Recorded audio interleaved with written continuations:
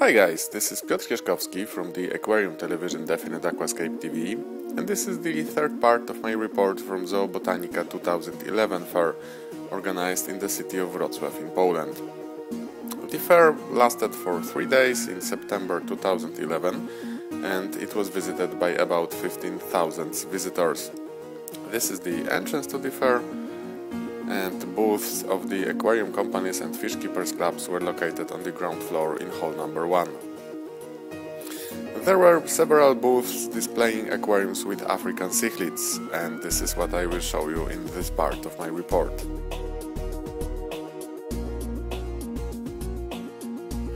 For the beginning, 2 aquariums displayed by the Aquatech company from the city of Rybnik.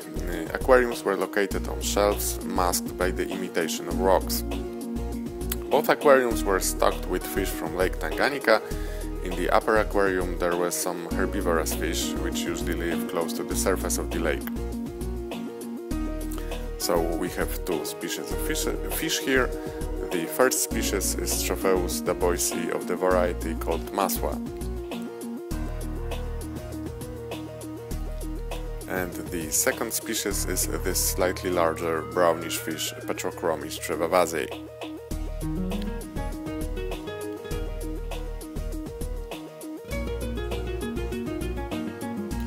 The lower tank, in contrast, was stocked with some predatory species living in deeper parts of the lake. The attention here was drawn mostly by large specimens of Siphotilapia frontosa.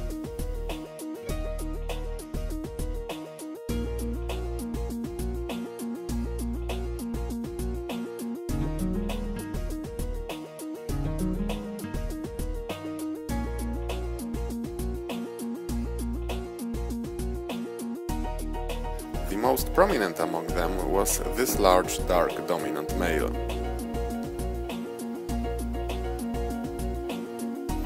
Another species contrasting very well with frontosas was yellow Neolamprologas leleupi.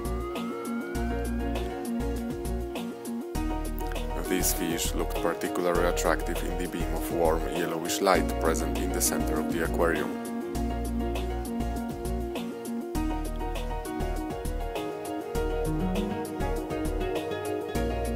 And by the bottom of the aquarium, between the rocks, fish of a third species were lurking. These were Altolamprologas calvus, a species which sometimes breeds in shells. The bluish illumination of the aquarium, together with the yellowish beam of light in the center of the tank, made an amazing composition of colors.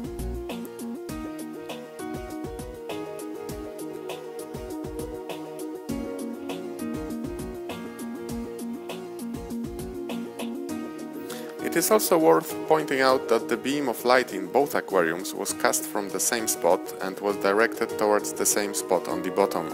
This created the impression that the same ray of light is shining through both of the aquariums, thus improving the illusion of shallower and deeper parts of the same body of water.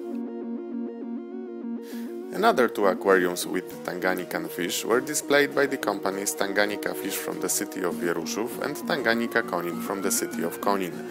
The right aquarium had the volume of 450 liters and the left aquarium had the volume of 375 liters. This tank, with a very rocky layout, was stocked with 2 herbivorous species of fish living in shallow parts of the lake. The first species was Pseudochromis carvifrons, a mouth breeder only seldom occurring in aquariums.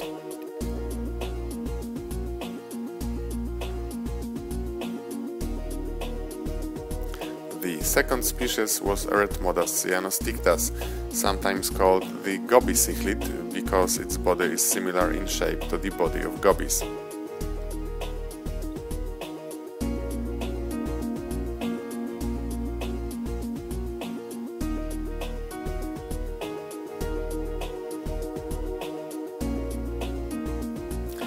There was also a very active crab in this aquarium. It was one of the Tanganyikan crabs, Platytelphasa immaculata.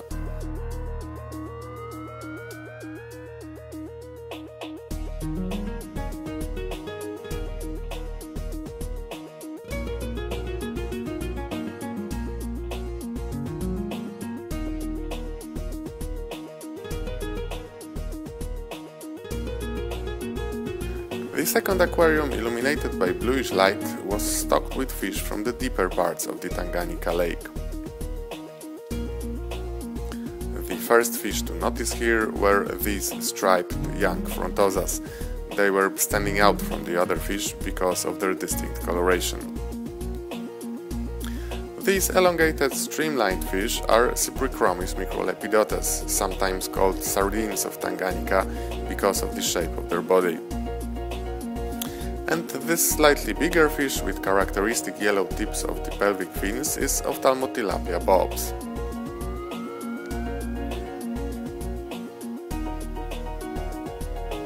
And finally, this fish with unusual mouth, working like a vacuum cleaner, is Gnatochromis permaxillaris.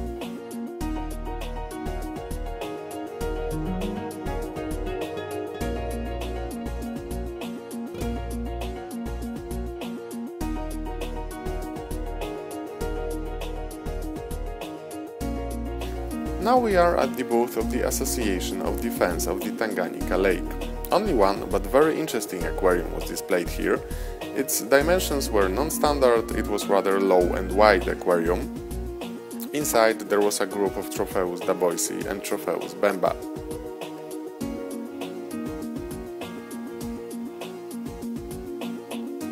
This aquarium was drawing the attention right from the first day of the fair, because the water here was exceptionally clear. And it was so clear because of the large do-it-yourself filtration system constructed by Arthur from the Association of Defense of the Tanganyika Lake. The main part of the filtration system was a large column filled with coral gravel. Now I will show how this system works.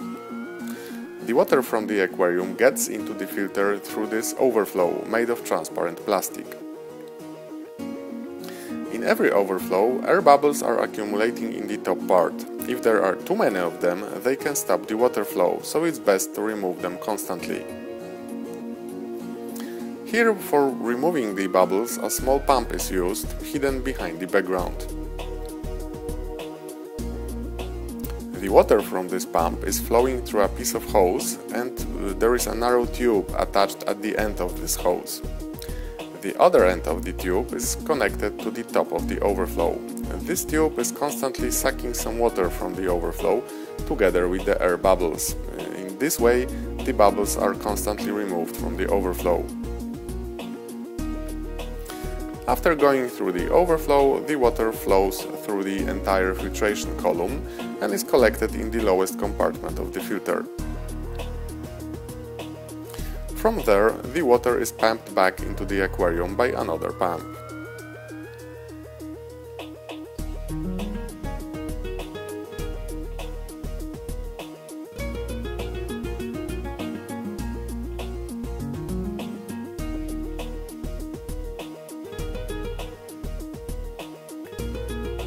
And this is the outlet of the filter. Here the filtered water enters the aquarium again.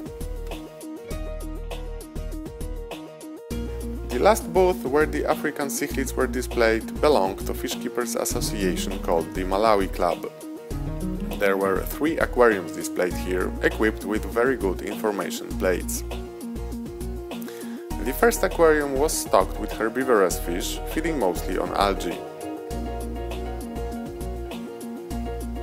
Out of 4 species mentioned in the information plates, 2 were actually present in the aquarium: Pseudotropheus species AC and Tropheus species redfin. Pseudotropheus species AC feeds on algae growing on driftwood. This was the reason why there were some fragments of driftwood put inside this aquarium in the middle of the bottom. The second aquarium was stocked mostly with fish feeding on larger invertebrates.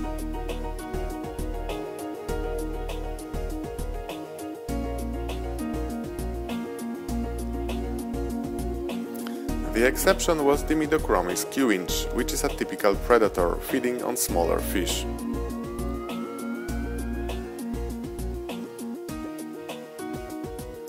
However, the most prominent here were 2 males of the species Protomela stenulates. This one was bigger and had more intensive colors. And this is the second male Protomelas tenulates with beautiful blue color on the head, but with less prominent red color on the belly. In the background we can see less colorful females of this species. The third aquarium was stocked mostly with smaller cichlid species of the group Mbana.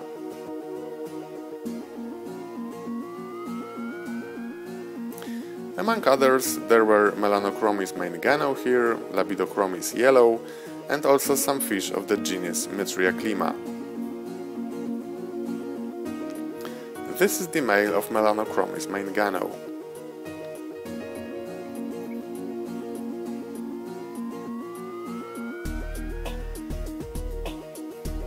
And this yellow fish is the male of Metriaclima lombardoi.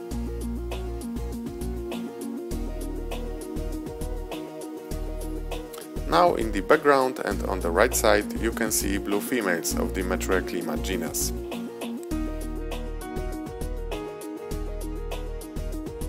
And this is the female Labidochromis yellow.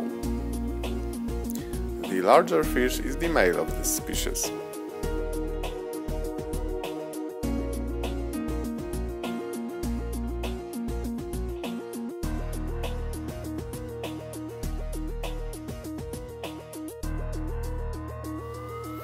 The members of the Malawi club did a really good job preparing these large and informative plates for each aquarium.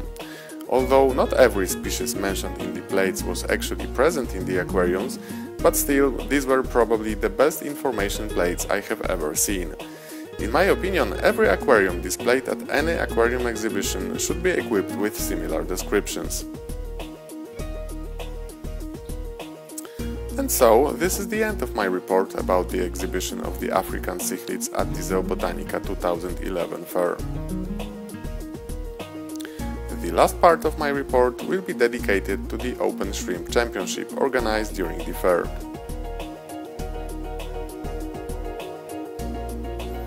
So now, thank you for your attention. This was Piotr Kieszkowski from the Aquarium Television Definite Aquascape TV.